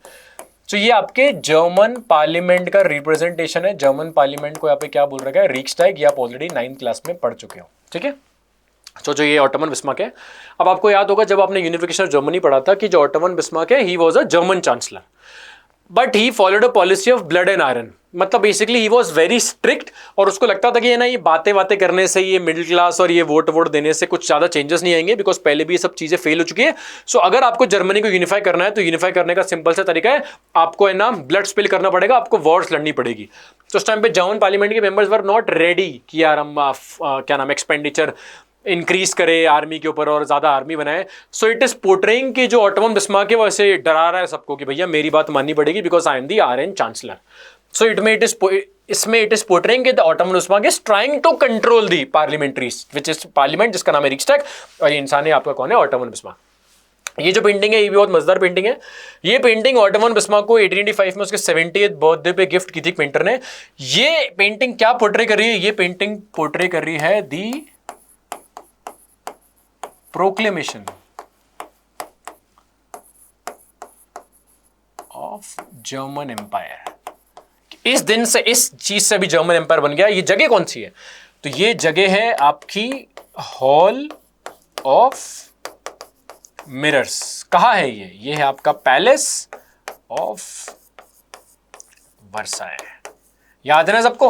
18 जनवरी ऑफ 1871 को ऑटोमन बिस्मार्क फ्रांस की इंसल्ट करने के लिए अपना जो किंग था उसको वहाँ पे लेकर गए और वहाँ पे उसको कोरोनेशन किया है, और फिर जर्मन एम्पायर बना जिसको लीड कर रहा था प्रशिया। तो ये उसकी उसका डिपिक्शन है। ये क्या है? ये एक इंग्लिश कैरिकेचर है जो ब्रिटिशर्स ने बनाया था 1859 में। इसमें they are mocking Garibaldi and the king of Sardinia Piedmont, जिसका नाम है विक्टर इमानुएल II। ये है वो किंग विक्टर इमानुएल II। ये जो इंसान है ये है आपका गुसिप गैरीबेल्डी। अब गुसिप गैरीबेल्डी देखो नीचे झुक के एक ना बूट पहना रहे हैं, उस बूट के ऊपर देखो क्या लिखा हुआ है? उस बूट के ऊपर लिखा हुआ है Italy. So it is a caricature, it is mockery. So इसमें they are trying to mock कि जो विक्टर इमानुएल II है उसने खुद भैया कुछ काम नहीं किया है, और जो गैरीबेल्डी है वो खुद अपनी प्राइवेट आर्मीज लेके लोगों को कलेक्ट कर करके और जीत रहा है, और वो भैया इटली एक तरीके से गिफ्ट में दे रहा है विक्टर इमानुएल II को। विक्टर इमानुएल II जो कि सर्दिना पिडमोंट का किंग है। सो इसमें दे आर मॉकिंग। ठीक है, तो ये आपका इंग्लिश कैरिकेचर है ये। नेक्स्ट देखो, ये वाली जो पेंटिंग है ये आपके फ्रैंकफर्ट पार्लियामेंट के अराउंड की है। इसमें 1848 के अंदर जगह जगह पे वो पॉपुलेशन बढ़ने के कारण और बहुत सारी चीज़ों के कारण अपराइजिंग हुई थी। सो ये एक इमेज दे रखी है पेजेंट्स अपराइजिंग की 1848 के अंदर जर्मनी की। जर्मनी की कैसे, मेरे को कैसे पता चला? फ्लैग को देख के। ठीक है, नेक्स्ट देखोगे आप ये वाली इमेज, तो भैया ये आपका इंसान है, ये आपका इंसान है वो क्या नाम था इसका? गुसेप मजीनी। ये इमेज है 1833 की, बर्न की, और ये इमेज पोर्ट्रे कर रही है the founding of young Europe. Burn is a city in Switzerland. तो गुसेप मजीनी ने 1833 में यंग यूरोप, और आपका यंग इटली गुसेप मजीनी ने 1831 के अंदर। तो ये उसकी इमेज है यंग यूरोप खुलने की 1833 बर्न की। ये जो इमेज है बेसिकली इसमें बता रखा है कुरियर जैसा, एक कुरियर है वो जा रहा है और उसके बैक से ना पेजेस निकल रहे हैं। बट ये जो कुरियर है ये कौन है इस इमेज के अंदर? इस इमेज के अंदर ये इंसान है नेपोलियन बोनापार्ट। और ये क्या पोर्ट्रे कर रहे हैं? सो नेपोलियन अपनी जिंदगी में कुछ ही बैटल्स हारे थे, जिसमें से फाइनल बैटल तो आप सबको बताइए जो बैटल ऑफ वाटरलू हुई थी 1815 में, आई थिंक 18 जून ऑफ 1815। उससे पहले नेपोलियन एक और बहुत फेमस बैटल हारे थे, उसका नाम है बैटल ऑफ लिप्जिग 1813 में। सो आफ्टर नेपोलियंस डिफीट, तो it is showing this images portraying कि नेपोलियन अब जा रहे बच के, और नेपोलियन के बैक से सारे के सारे टेरिटरीज निकलते जा रहे हैं जो वो लूज कर गए इस बैटल में हारने के बाद में। ठीक है, बैटल ऑफ लिप्जिग। तो लिप्जिग की बहुत मजेदार चीज है, लिप्जिग के बाद में नेपोलियन को पकड़ लिया था, जेल में डाला, ये वहां से भाग गए, फिर से आर्मी बनाई, फिर वाटरलू हुआ, फिर हारे, फिर फाइनली इनकी सेंट एल्बा आइलैंड में 1821 के अंदर इनकी डेथ हो गई थी। सो नेपोलियन एक बार जेल ब्रेक करके वापस ऐसा कर चुके हैं लिप्जिग के बाद में, ठीक है। 1813 में ये बैटल हुई थी। So Napoleon Bonaparte is portrayed as a courier, जो जा रहे हैं और उनके बैग से सारे के सारे वो पेपर्स निकल रहे हैं, उस पेपर्स के अंदर वो रीजन्स के नाम है, जो रीजन्स ये हारते जा रहे हैं। सॉरी। नेक्स्ट है इमेज, ये जो इमेज है ये एक जर्मन पेंटर ने बनाई है, इसका नाम है कार्ल कैस्पर फ्रिट्ज। पेंटिंग का नाम क्या है? पेंटिंग का नाम है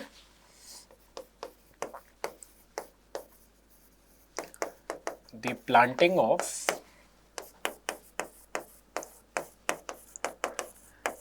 of tree of liberty. City का नाम है ज़्यूब्रुकन, जर्मनी। अब देखो, तुम्हें याद हो ना जब फ्रेंच रेवोल्यूशन खत्म हुआ था, सो भैया इनको ओवर कॉन्फिडेंस आ गया था फ्रेंच रेवोल्यूशनरीज को कि हम जगह जगह जाएंगे और पूरे यूरोप से हम डेस्पोटिज्म हटा देंगे और आज़ाद कर देंगे और ये कर देंगे और वो कर देंगे, जबकि हो सकता है किसी को आज़ादी नहीं होने, बट इन्होंने बोला अपने दिमाग में कि नहीं हम तो भैया सबको आज़ाद करने वाले, राइट। सो इसमें एक इमेज दे रखी है, इसमें जर्मन एक पेंटर है जिसका नाम है कार्ल फ्रिट्ज। इसने बता रखा है कि देखो जैसे कि ना फ्रेंच सोल्जर्स आए और फ्रेंच सोल्जर्स ने आगे देखो क्या किया, वहां पे एक सिटी दे रखा है ज़ूब्रुकन। तो बता रखा है कि देखो उन्होंने जबरदस्ती ये जो ट्री ऑफ लिबर्टी है, इस ट्री ऑफ लिबर्टी को वो लगा रहे, और देखो यहाँ पे आस-पास में बता रहे कि देखो वो कैसे परेशान कर रहे हैं। जैसे कि देखो वो एक है ना फीमेल, एक पेजेंट को उन्होंने पकड़ रखा है, एक फीमेल को वो हैरेस कर रहे हैं उसकी ड्रेस खींच के, एक पेजेंट है उसका जो है ना ये मतलब मानो कार्ट है उसको वो ब्रेक कर रहे हैं, और कुछ फ्रेंच सोल्जर्स ऊपर चढ़ गए और ये लगा रहे हैं, और यहाँ पर एक प्लेक लगा हुआ है, और इस प्लेक के ऊपर पता है क्या लिखा हुआ है? Take freedom and equality from us,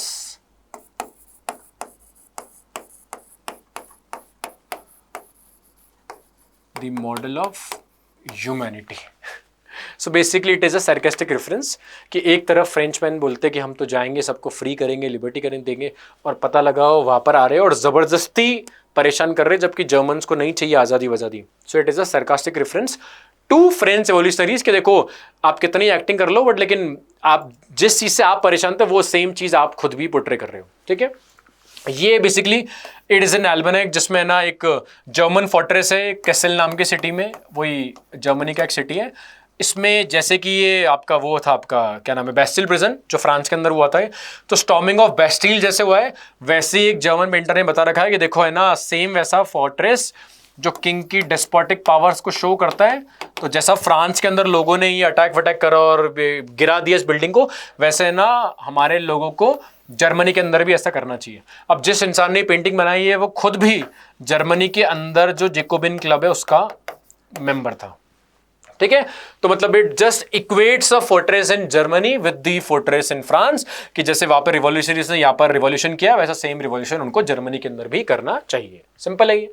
next देखो आप, ये आई थिंक आपकी हिस्ट्री की लास्ट इमेज है। इस इमेज का नाम है द क्लब ऑफ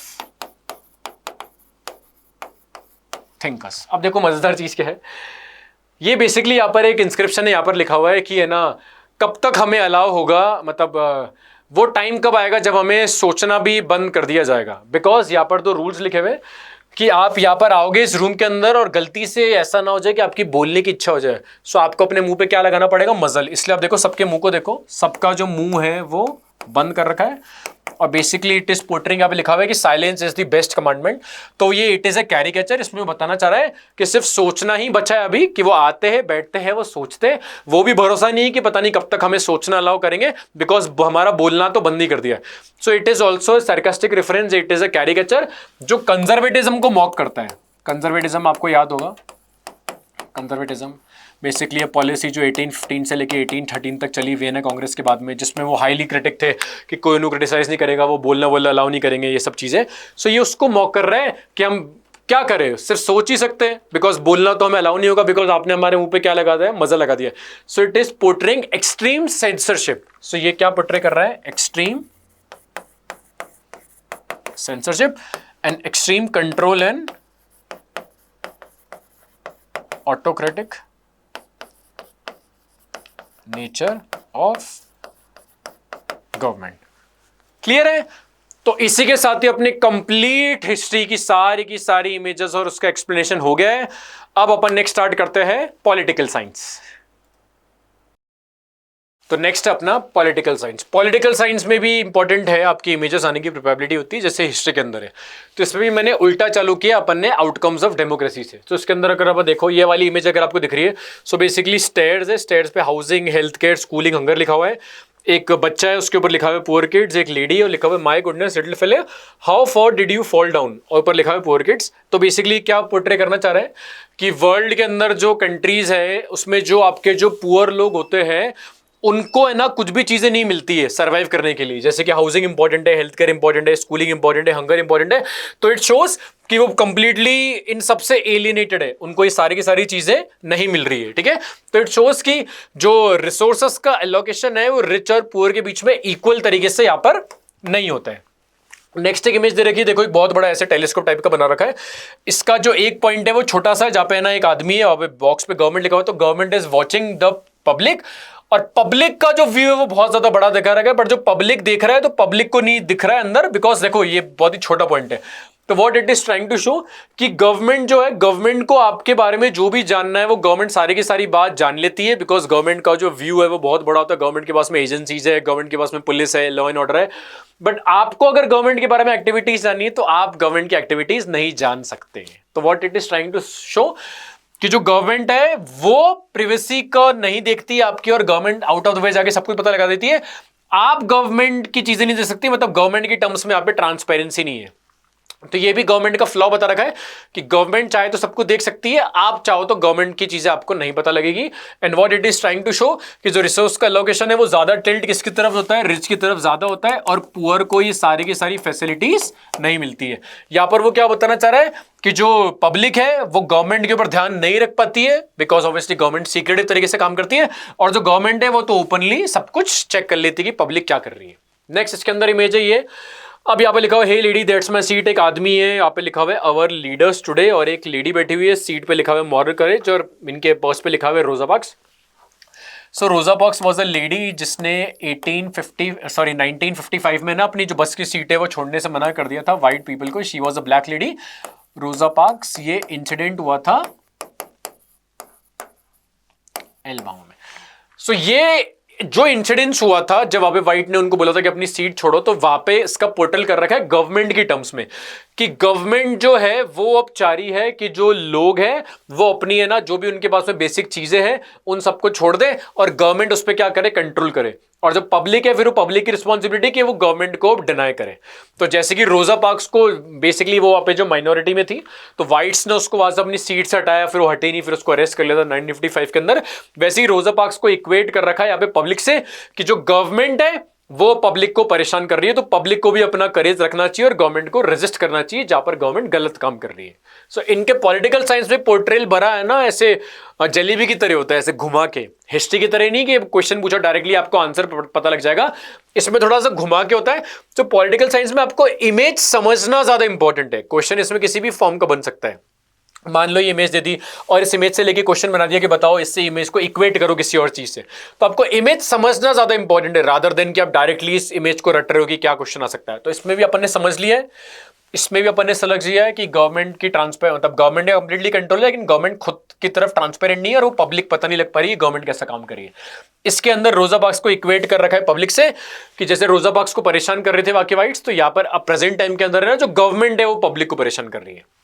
और जो ये इमेज है ये आपको क्लियरली पता लगी रहा है कि जो वर्ल्ड की जो वेल्थ है वो सिर्फ है ना 2% लोगों के कंट्रोल में, और जो आपके जो 50% लोग हैं जो पुअर है उनके पास में देखो सिर्फ एक छोटा सा पार्ट है। देखो इसमें पुअर का रिप्रेजेंटेशन भी कैसे कर रखा है, देखो ऐसे रैक टैग टाइप, ठीक है ना, कपड़े वपड़े नहीं है और थोड़े से अनहाइजीनिक कंडीशन है, और जो रिच है उनके पास में अब सारा का सारा वेल्थ है। तो देखो world wealth is owned by few. तो it also this image also portray कि जो वेल्थ का डिस्ट्रीब्यूशन है उसमें डिस्पैरिटी बहुत ज्यादा है। जो वेल्थ की जो डिस्पैरिटी है, डिफरेंस है, वो बहुत ज्यादा है। रिच बहुत बड़ा चंक कंट्रोल करते हैं, मतलब मैक्सिमम कंट्रोल करते रहे, जबकि उनकी पॉपुलेशन कम है। जो पुअर है उनकी पॉपुलेशन बहुत ज्यादा है लेकिन वो कंट्रोल बहुत ज्यादा कम करते हैं। ठीक है, नेक्स्ट अगर आप देखो तो ये 3 इमेजेस दे रखी है इसके अंदर। ये वाली इमेज है, देखो ये इमेज बताना चाह रहा है कि एक इंसान है, लेट सपोज ए, एक इंसान है बी। अब देखो तुम देखो ये दोनों हाथ मिला रहे हैं, बी का जो थोड़ा सा ब्लैक शेड है वो इसके अंदर चला गया और जो ये ए का जो व्हाइट वाला शेड है वो इसके अंदर आ गया। So what it is trying to show कि हर इंसान के किसी और इंसान के साथ में ना सोशल डिफरेंसेस और सोशल डिवीजन होते हैं, बट अगर हम उन सोशल डिफरेंस और सोशल डिवीजन को हम काउंटर करने की कोशिश करें तो सोसाइटी में फ्रेंडशिप हो सकती है, आप आराम से रह सकते हो अकोमोडेशन मॉडल को फॉलो कर सके। तो यहाँ पे वो बताना चाह रहा है कि एक इंसान बहुत अलग है, एक इंसान बहुत अलग है, फिर भी अगर वो कोशिश करे, अगर वो फ्रेंडशिप का हैंड बढ़ाए, सो इनका कुछ पार्ट उसके अंदर चला जाएगा, इनका कुछ पार्ट उसके अंदर चला जाएगा, तो फ्रेंडशिप होने की प्रोबेबिलिटी होगी, झगड़ा नहीं होगा, एनिमोसिटी नहीं होगी, कंट्री के अंदर यूनिटी मेंटेन रहेगी।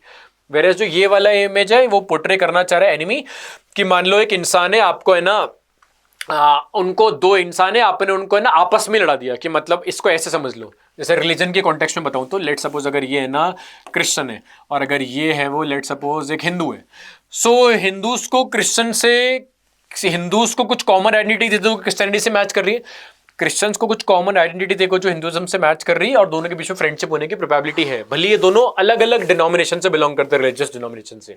यहां पर वो बता रखा है कि जैसे कि मान लो एक हिंदू है, they are from same denomination, but फिर भी अगर सोसाइटी चाहे, गवर्नमेंट चाहे, या मान लो कम्युनलिस्ट लोग चाहे, तो वो दो इंसानों को आपस में भी लड़ा सकती है, भले उनका रिलीजियस डिनोमिनेशन भी सेम है। तो ये वो है, अगर आप अपने सोशल डिवीजन को बढ़ाते हो तो आप देखो दोनों के हाथ में वेपन है, एक दूसरे से फाइट कर रहे हैं, और यहाँ पर वो है कि आप अलग अलग हो, फिर भी अगर आप फ्रेंडशिप करने की कोशिश करो, कॉमन आइडेंटिटी ढूंढोगे, तो आपके बीच में दोस्ती हो सकती है।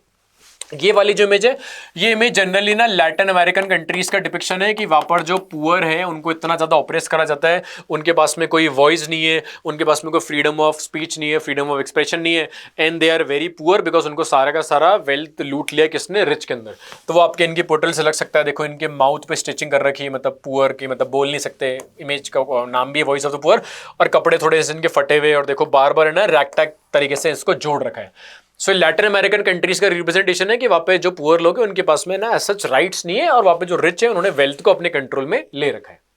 नेक्स्ट अगर आप देखो तो देखो यहाँ पर एक स्टोन है, वहां पर क्या लिखा हुआ है, डेमोक्रेसी। तो डेमोक्रेसी को रिप्रेजेंट कर रहा है एक आदमी, और ये डिफरेंट है ना आपके चैलेंजेस है जो डेमोक्रेसी के ऊपर आ रहे हैं। तो democracy is not an easy form of government to run, because democracy है, बिकॉज आपके पास में इतनी सारी फ्रीडम है, तो डेमोक्रेसी के अंदर ही लोग इतनी ज्यादा डिमांड करेंगे, बिकॉज उनको उम्मीद है कि गवर्नमेंट हमारी बात सुनेगी और गवर्नमेंट हमारी बात, प्रॉब्लम को सॉल्व करने की कोशिश करेगी। अगर एक नॉन डेमोक्रेटिक कंट्री है तो लोग वैसे ही इतना डरते हैं कि वो गवर्नमेंट को कुछ बोलते ही नहीं, बिकॉज उनको पता है कि गवर्नमेंट हमें रिप्रेस करने लग जाएगी। सो ये इमेज ये पोर्ट्रे कर रही है कि जो डेमोक्रेसी, उनकी कितनी सारी प्रॉब्लम्स होती है, उन पर कितने सारे प्रेशर होते हैं।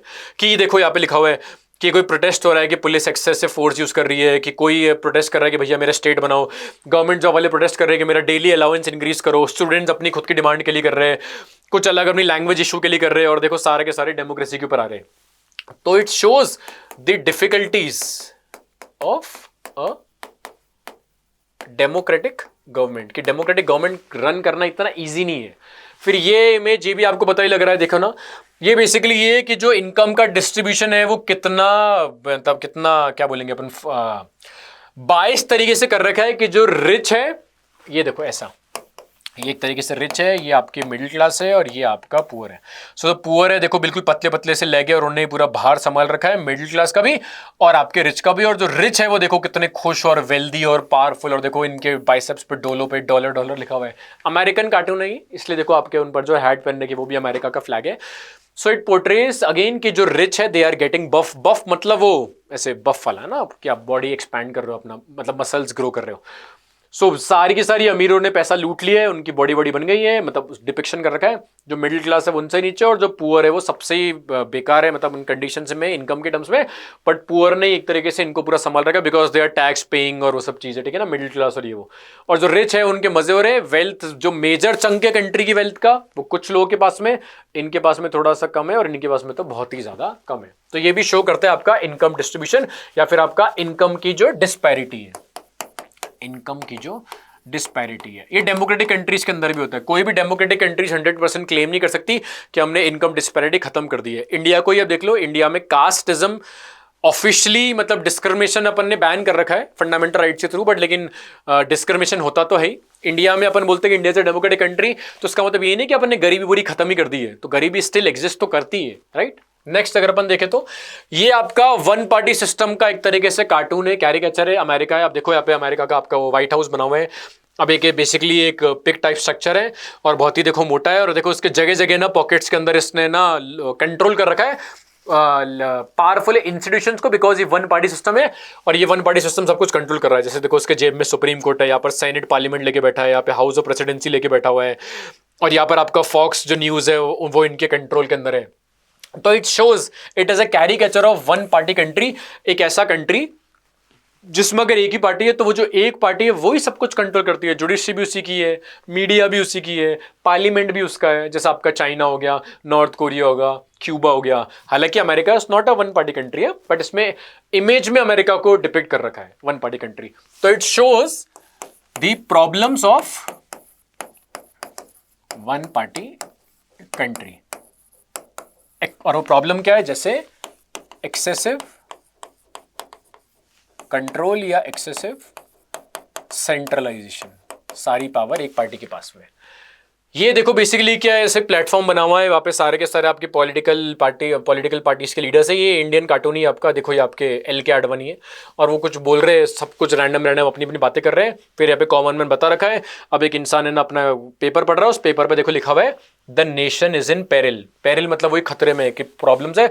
और जो पास में एक लेडी पूछ रही where have all our leaders gone at the time like this, मतलब इस टाइम पे जब नेशन कोई खतरा है, लेट सपोज कोई भी इमेजिन कर लो कोई वॉर चल रही है, कुछ चल रही है, तो इसका जुक्स्टापोजिशन कर रखा है इसमें कि देखो एक तरफ तो यहाँ पर ये सब कुछ चल रहा है कि लोग खतरे में और दिक्कत हो रही है, सिविलियंस पूछ रहे हैं कि हमारे नेता का है, और जो नेता है वो अपने बिजी है स्पीचेस में, पॉलिटिक्स मीटिंग में, बिकॉज उनको पता है कि democracy is about peoples power और वोट बैंक है, तो वो बातें कर करके और जो भी वो प्रोमिसेस करते हैं और उनसे वोट गैदर करने का।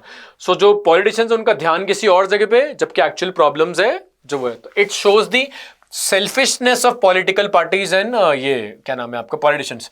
सो इट शोज कि बस उनको जीतने आने के लिए कुछ भी कर सकते हैं, बाय हुक और by crook. So they are not focusing on important things. नहीं मतलब रादर हुक और क्रुक से ये ज्यादा डिपिक्शन है इसका, मतलब हुक और क्रुक भी हो सकता है, लेकिन अपन मोस्ट अप्रोप्रिएट चूज करेंगे तो मोस्ट अप्रोप्रिएट इसका हो जाएगा कि they are not focusing on the important things, rather they वो आपस में बिकरिंग कर रहे हैं और जो भी उनकी डिमांड चल रही है। ठीक है, नेक्स्ट है आपका ये इमेज, ये वाली इमेज और ये वाली इमेज। ये वाली इमेज है बेसिकली एक बर्स क्लोनी करके आपका इटली का एक क्या नाम है प्राइम मिनिस्टर था आई थिंक, उसने ना आपका AC मिलान जो है वो क्लब भी खोल रखा था, उसने ना न्यूज़ एजेंसी को उसको भी कंट्रोल कर रखा था और बहुत बड़ा रियल एस्टेट एजेंट भी था। फिर वो कंट्री का प्राइम मिनिस्टर भी बन गया था इटली का अराउंड 1990s, मतलब मिड 1990s में। सो इट शोज कि ये वो इंसान है। अब देखो बेसिकली इसके हाथ में फोक वोक है और है ना ये आपने वो पहन रखा है, बिप पहन रखा है, और देखो यहाँ पे कैमरा है और ये पपेट्स है और माइक है और ये सब है। तो बेसिकली सोचो कि intermingle of media and other institutions with the politicians. So इसमें एक पॉलिटिशियन है वो कंट्रोल कर रहा है मीडिया को। इंडिया में भी अगर आप देखो तो I will not name the political parties, कि इंडिया में भी बहुत सारे न्यूज़ चैनल्स है। इफ़ यू ऑब्जर्व ट्रूली कि आपको लग जाएगा कि यार ये जो न्यूज़ चैनल है ये एक तरीके से किसी पर्टिकुलर पार्टी के बारे में ही बोल रहा है, ये एक न्यूज़ चैनल है किसी पर्टिकुलर पॉलिटिकल पार्टी के बारे में बोल रहा है, बिकॉज एक्चुअल में किसी ना किसी पॉलिटिशियन का उस न्यूज़ वाली एजेंसी के अंदर स्टेक है, उसने कुछ परसेंट खरीद रखा है, 50% ओनरशिप उसकी है। सो इट इज शोइंग कि है ना सेपरेशन होना चाहिए पावर का, जबकि यहां पर सेपरेशन नहीं है। सो यहां पर क्या है कि जो आपकी पॉलिटिशियन है वो कंप्लीटली मर्ज कर दिया है उसने अपनी पावर्स को मीडिया के साथ में, और वो कंट्रोल कर रहा है आपके मीडिया को और वेल्थ को, ये सब चीजें। ये वो है बेसिकली कनाडा का एक कार्टून है, इसमें पीपल आर आस्किंग कि भैया आपको कौन सी पार्टी चाहिए, तो कुछ परसेंट सोच रहा है कि लिबरल जीते, कोई सोच रहा है कंजर्वेटिव जीते, बट 98% जो कैनेडियंस है वो क्या बोल रहे हैं कि काम करो, सारे के सारे पॉलिटिशियंस को है ना कार के ट्रंक में डालो और उनको नायग्रा फॉल से फेंक दो। तो what it is showing, it is showing trust issue of political parties, कि जो पॉपुलेशन है वो पॉलिटिकल पार्टीज और जो पॉलिटिशियंस है उनको वो पसंद नहीं करती है।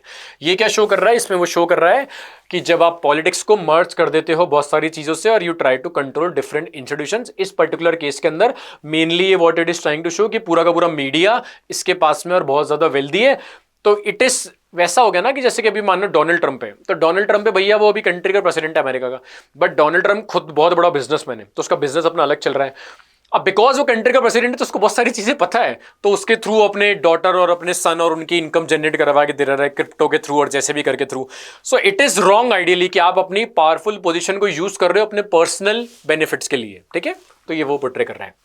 ये क्या पोर्ट्रे कर रहा है कि बेसिकली आपके ये सारे पॉलिटिशियंस हैं, ये ना इलेक्शन कमीशन को अपना एफिडेविट सबमिट कर रहे हैं। तो आपको पता होगा एफिडेविट में एक पॉइंट होता है कि आपको अपने असेट्स और लायबिलिटी सबमिट करने पड़ते हैं। तो एक लेडी है, उसने अपना एफिडेविट सबमिट किया कि भैया मेरे पास में 50 करोड़ की वेल्थ है, और नीचे लिखा हुआ है कि वो इलेक्शन कमीशन का ऑफिसर बोल रहा है you already have so much money, why do you want to contest the elections. So what it is trying to show कि बहुत ज्यादा जो पैसे वाले लोग हैं वो इलेक्शन में पार्टिसिपेट करते हैं और फिर उनके जीतने की प्रोबेबिलिटी बहुत ज्यादा हो जाती है, बिकॉज ऑब्वियसली उनके पास जो वेल्थ है फिर उसका वो मिसयूज करते हैं। तो आइडियली इलेक्शंस के अंदर लेवल प्लेइंग फील्ड होना चाहिए और सबको इक्वल चांस मिलने चाहिए, बट बहुत बार जो ज्यादा पैसे वाले लोग हैं वो डोमिनेट करने की कोशिश करते हैं। सो बहुत लोग ये भी बोल रहे हैं बहुत लोग आपके ये भी बोल रहे हैं, इसको थोड़ा सा नेगेटिव तरीके से भी ले सकते हैं इस कार्टून को, कि ये लोग आपस में बात कर रहे हैं कि आपके पास में इतने सारे पैसे तो आपको इलेक्शंस में आने की क्या जरूरत है, because in their head they are thinking कि इलेक्शंस में आने से इट इज ना मनी मेकिंग स्कीम, कि आप पॉलिटिशियन बन जाओगे और फिर आप जो भी करप्शन करोगे और आपके पास में पैसे आ जाएंगे। So they are talking about themselves कि आप ये इतने पैसे वाले हो तो उसके बाद भी आपको इलेक्शंस में आने की क्या जरूरत है, एज इफ कि इलेक्शंस में आने के लिए सिर्फ पैसे ही जीतने की, मतलब पैसे कमाने का ही लॉजिक होता है। तो सिर्फ इलेक्शंस में आने के लिए सिर्फ पैसा कमाने वाला लॉजिक नहीं होता है। एक्चुअल में कुछ लोग है ना लोगों के लिए काम करना चाहते हैं, but they are talking among themselves कि इतने सारे पैसे फिर भी क्यों इलेक्शंस में आने हैं, भैया हमें मौका दो, हम पैसे कमाएंगे। तो it shows the mockery of politicians. तो बेसिकली ये जो कार्टून है वो मॉक कर रहा है पॉलिटिशियंस को कि मेनी ऑफ देम थिंक कि एक्चुअल में इलेक्शंस के अंदर इसलिए आते हैं कि आपको पैसे कमाने हैं, ठीक है। नेक्स्ट है आपका ये वाला कार्टून। अब इस वाले कार्टून के अंदर देखो इलेक्शन कमीशन का ऑफिसर है, वो बड़ा चिल्ला रहा है, वो शाउट कर रहा है। देखो यहाँ पे ईसी लिखा हुआ है इलेक्शन कमीशन, और उसके हाथ में एक पूरा एक स्लिप है, पेपर है, और वहां पे लिखा हुआ है इलेक्शन कोड ऑफ कंडक्ट, और इसके हाथ में वो है, ये बढ़ाता जा रहा है। और ये सारे के सारे पॉलिटिशियंस है, ये अपनी मर्जी से इनको जो करना है कर रहे हैं, ये फ्री की चीज़ें बांट रहे हैं, जो भी भाषण दे रहे हैं, जो भी रिलीजियस कम्युनिकल जो भी है। और यहाँ पे लिखा हुआ है electoral discipline is not our cup of T. और जो इलेक्शन कमीशन है वो उनको बता रहा है कि ये मॉडल ऑफ कोड कंडक्ट है अगेंस्ट में, ये मॉडल ऑफ कोड कंडक्ट के अगेंस्ट में, ये मॉडल कोड ऑफ कंडक्ट के अगेंस्ट में, ये अगेंस्ट में, अगेंस्ट में। और ये सब बोल रहे हैं भैया हमें तो फर्क नहीं पड़ता, हम तो जैसे पॉलिटिक्स करते हैं वैसे ही पॉलिटिक्स करते हैं। तो again it is showing the mockery of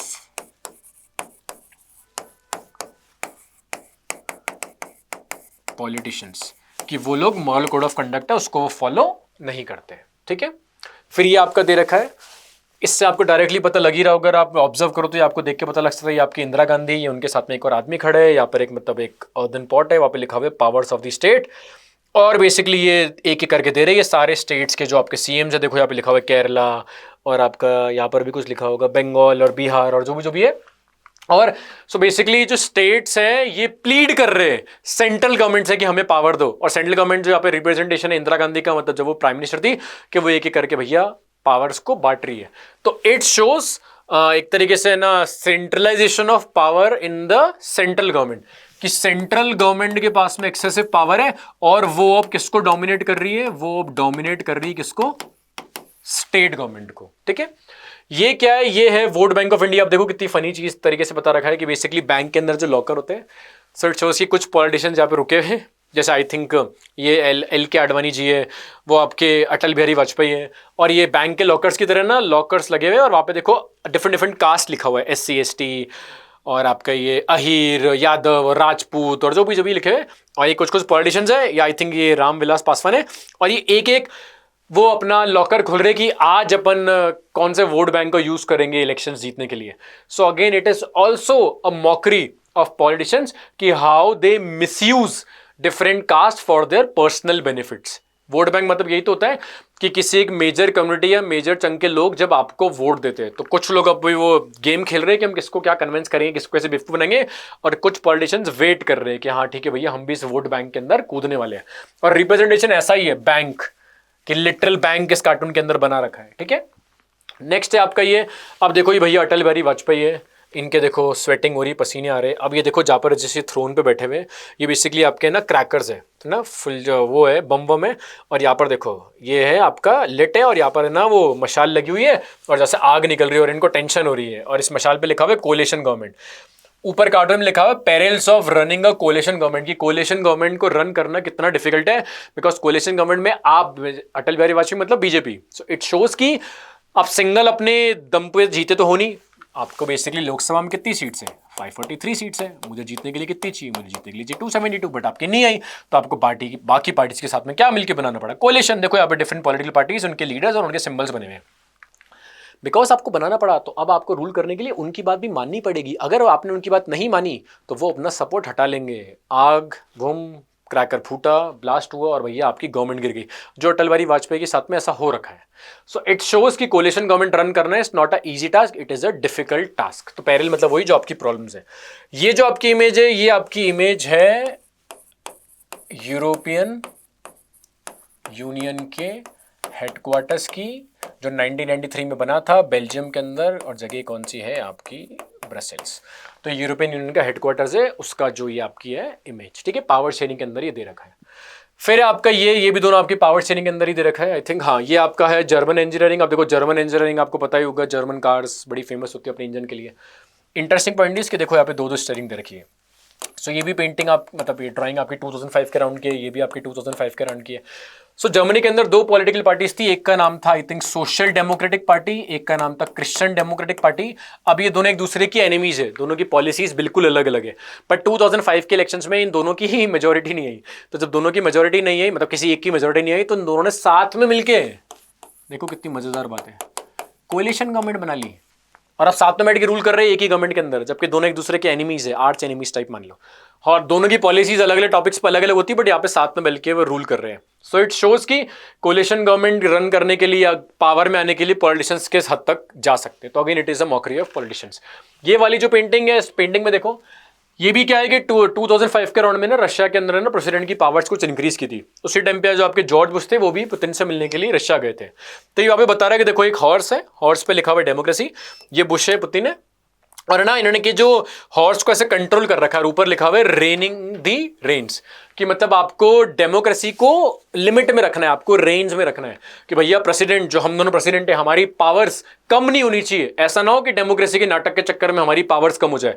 so it is also showing कि centralisation of power, centralisation of power, जितनी ज्यादा पावर्स का सेंट्रलाइजेशन होगा उतनी डेमोक्रेसी वीक होगी, जितना ज्यादा पावर ऊपर वाले लोग नीचे वाले को दोगे उतना डेमोक्रेसी स्ट्रांग होगी।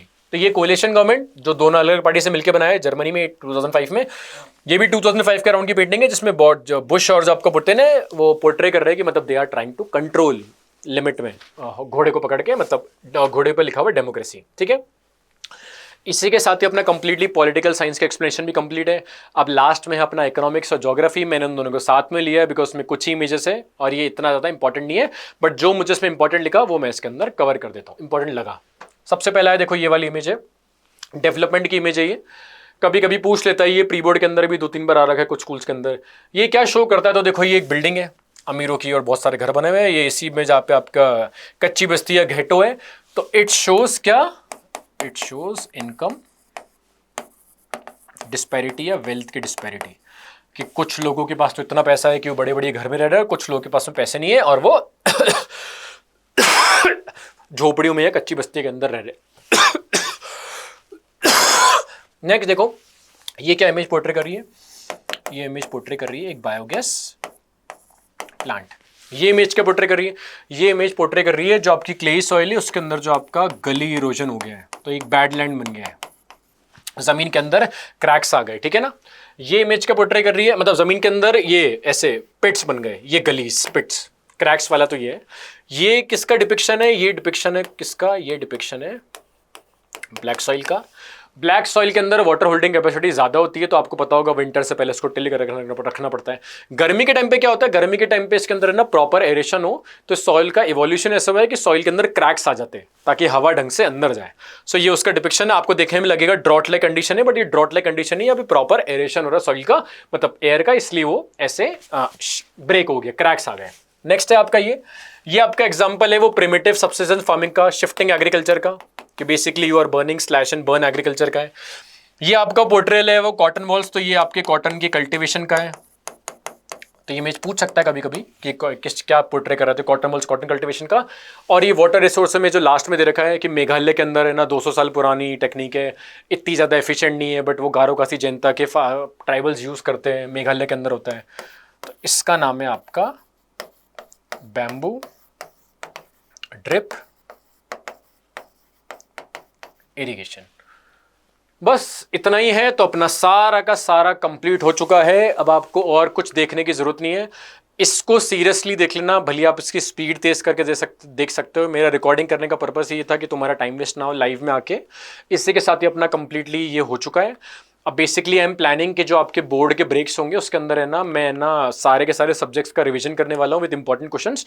तो उसका अनाउंसमेंट का वीडियो या अनाउंसमेंट का शॉर्ट्स आपके पास में आ जाएगा। एंड आपके बोर्ड के एग्जाम्स बिकॉज अभी स्टार्ट हो चुके हैं, सो ऑल द बेस्ट। बिल्कुल भी डरने की जरूरत नहीं है, पूरे साल आपने मेहनत की है, अब बस जो आपने किया है उसको अब रिलेंटसली फोकस करो, आराम से सो, और बिल्कुल भी स्ट्रेस लेने की जरूरत नहीं है, सब अच्छा होगा। Thank you.